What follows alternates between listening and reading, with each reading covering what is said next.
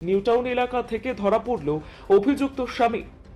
স্ত্রীর বিবাহ বহির্ভূত সম্পর্কের জেরে স্ত্রীকে গলা কেটে খুনের অভিযোগ স্বামীর বিরুদ্ধে। মৃতার নাম বিথিকা শাসমল, বয়স 33 বছর। ঘটনাটি ঘটেছে বাসন্তীর মাকালপাড়া এলাকায়। ঘুমের মধ্যেই ধারালো অস্ত্র দিয়ে স্ত্রীকে কুপিয়ে খুন করে বাপন শাসমল ওরফে তপন। তারপরেই বাইক নিয়ে পালিয়ে যায় অভিযুক্ত। বুধবার নিউটাউন থানা এলাকায় ধরা পড়ে অভিযুক্ত, আর সেখান থেকে বাসন্তী থানার পুলিশ তাকে গ্রেফতার করেছে।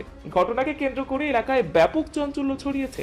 পুলিশ এবং স্থানীয় সূত্রে খবর, বছর 15 আগে সন্দেশখালীর বাসিন্দা বাপনের সাথে বিয়ে হয় গোসাবার বাসিন্দা বিথিকার। তাদের একটি বছর 14 কন্যা সন্তানও রয়েছে। বছর কয়েক ধরে বিথিকা একটি বেসরকারি লোন দানকারী সংস্থায় কর্মরত। সেখানেই সহকর্মীদের সাথে মেলামেশা বা ভালোভাবে কথাবার্তা মেনে নিতে পারত না বাপন। এই নিয়েই সংসারে অশান্তি শুরু হয়। বিগত বেশ কয়েক মাস ধরে বিথিকাকে মানসিক এবং শারীরিক অত্যাচারের অভিযোগ বাপনের বিরুদ্ধে।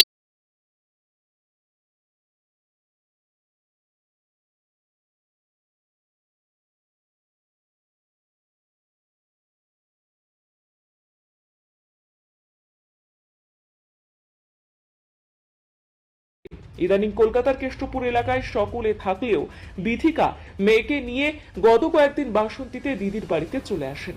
সেখানেই বিথিকাকে মঙ্গলবার গভীর রাতে ধারালো অস্ত্র দিয়ে কুপিয়ে খুন করে পালিয়ে যায় বাপন। গোটা ঘটনায় তদন্ত শুরু করেছে বাসন্তী থানার পুলিশ। এই মুহূর্তে আটক আমার বোনকে সন্দেহ করতো, মানে কাউকেই বলতে ছাড়ে না। অফিসের বস থেকে সবাই আমার বোনকে সম্মান করতো, সবাই ভালোবাসতো। ওর এটাই সমস্যা, পার্লারে কেন যায়, কেন ভালো সাজবে, কেন কি করবে, সব বিষয় ওর সমস্যা হতো। সেই কারণে মারধর করতো। একবার গলায় সুইসাইড করতে গেল, আমার বোন বাঁচালো। এবার বাঁচানো থেকে ওকে উঠিয়ে নিয়ে এসে প্রায় সময় মারধর করতো, মানে পা থেকে মাথা অব্দি প্রচন্ড মারধর করতো সবসময়। ওই আমার বোনাই। কি নাম? বাপন শাসমল। ওর ডাক নাম ভালো নাম তপন, আর ডাক নাম বাপন। বাপন নামেই সবাই চেনে। ভালো নাম কি? ভালো নাম তপন, তপন শাসমল। বাড়ি? বাড়ি হচ্ছে সন্দেশখালী, তার নাম মণিপুর। ওরা 10 বছর কলকাতা আছে। আদর্শ আদর্শ পল্লী কেষ্টপুর আদর্শ পল্লী। বোনের সাথে কি নিয়ে অশান্তিটা হতো, কি নিয়ে? বোন এখন ও সন্দেহ করে যে ওর একটা বেস্ট ফ্রেন্ড আছে, সে খুবই ভালো, এদের হেল্প করে। যে প্রত্যেকটা লোন টাকা পয়সা আমার বোনের উপর চাপিয়ে দিত, যে তোকে এটা শোধ করতে হবে, এরকম ভাবে চাপিয়ে দিত। কিন্তু আমার বোন কিভাবে আনবে পয়সাটা সেটা ভাবতো না, কিন্তু বেস্ট ফ্রেন্ডের কাছ থেকে ধার নিত পয়সা, আবার এর জোগাড় হলে দিয়ে দিত। এরকম একটা ভালো বন্ধুর মতো সম্পর্ক ছিল, কোনো শারীরিক সম্পর্ক ছিল না। এইভাবে তাহলে এবার বলছে যে আমি ডিভোর্স ফাইল করব, আমি একাই থাকবো, আর নইলে আমি কাউকে সঙ্গী পেলে আমি সেই যার বন্ধু ভাবতো সে তাকেই হোক আর যাকেই হোক, আমি আজ সারা জীবন একাই থাকবো, আমার মেয়েকে নিয়ে আমি বাঁচতে চাই। আর ছেলে বন্ধু? হ্যাঁ, না, আমার মেয়েকে নিয়ে। আচ্ছা আচ্ছা। ওর মেয়েকে নিয়ে ও বাঁচতে চায়। তোমার তোমার বোন, বোনের সাথে কি ছেলে কোনো বন্ধু ছিল? ছেলে বন্ধু ছিল, উনি খুবই ভালো, ব্যবহারও খুব সুন্দর, আমরা কথা বলেছি ওনার সাথে। সেইটাই কি সন্দেহ করতো তোমার জামাই? হ্যাঁ, বোনাই সন্দেহ করতো।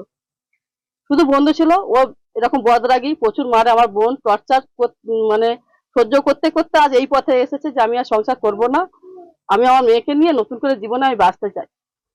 আর বোনকে কি মারধর করতো? প্রচুর মারধর করতো, প্রচুর। কালকে কি হয়েছিল? কালকে কিছুই হয়নি, ভালোভাবে বোঝানো হলো যে দিদি শেষবারের মতো আমাকে ক্ষমা করে দাও। ও প্রত্যেকবারই এসে বললো আমার এই শেষবার, তুমি চলো।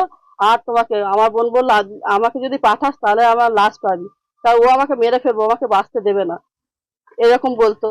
এবার আমি বললাম ঠিক আছে, মাথা ঠান্ডা কর, সংসার জীবনে আমরা একটাই করে এসেছি, আর দ্বিতীয় সংসার দরকার নেই। বলে আমি একাই বাঁচবো, তোদের চিন্তা নেই, আমি তোদের কোনো কিছু করবো না, যে তাতে তোদের সম্মান নষ্ট হয়। আমি একাই আমার মেয়েকে নিয়ে ঘর ভাড়া করে থাকবো, আমি একাই ইনকাম করে দিতে, একটা লোনের সার্ভিস করে ওই ইনকাম করে ওর হাতেই তুলে দিত সব বস্তুটা। আবার বাপন করেছে, যে ধার দেনা করেছে সেগুলো পর্যন্ত এর উপর চাপিয়ে, খালি হাতে বেরিয়ে এসেছে তবু এর উপর চাপিয়ে দিয়েছে।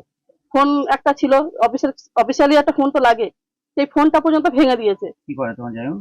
ওই টোটো একটা গাড়ি চালায়, লিফটে মার্বেলে পাথরের করে। আর আমার বোন এই অফিস সামলায়, ও নিজে থেকে তো এটা তৈরি করেছে। তোমার বোন কি অফিস সামলায়? ওই লোনের অফিস।